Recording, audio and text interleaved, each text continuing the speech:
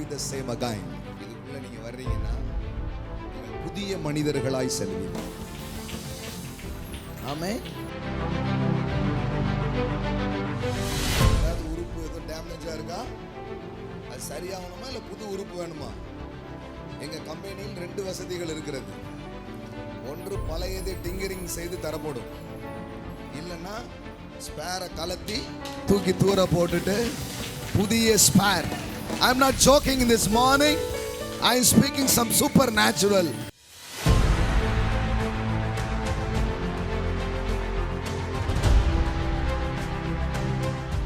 I believe கர்த்தர் புது ஆர்கன்ஸை தருவார்.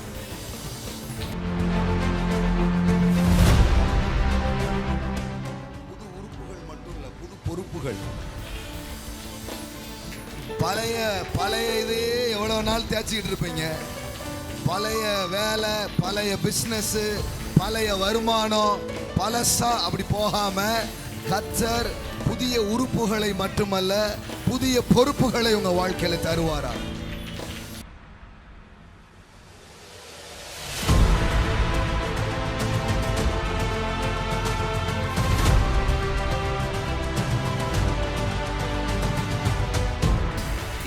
இப்போ இந்த இடத்துல வியாதியோடு இருக்கிறீங்களா? Expect healing in your body. Expect healing in your body. இன்னைக்கு என்னைக்கும் இல்லாத ஒரு சூப்பர் நேச்சுரல் ஹீலிங்ஸுக்கு ரெடி ஆகுது.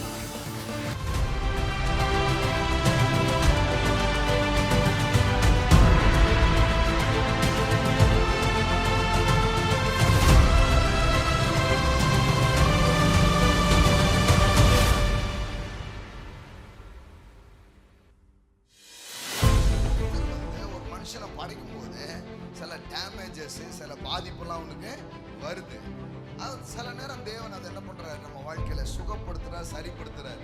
ஆனா சிலதெல்லாம் சுகப்படுத்த முடியாது, புதுசா மாட்டணும்.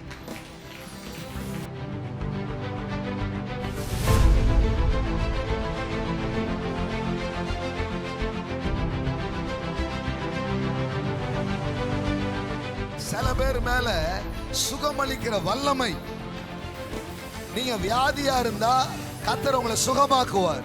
ஆனா சில பேர் மேல இதுவரைக்கும் இல்லாத ஹீலிங் கிஃப்ட்ஸ், சுகமாக்குகிற ஒரு வரம், சுகமாக்கக்கூடிய ஒரு கிருபை.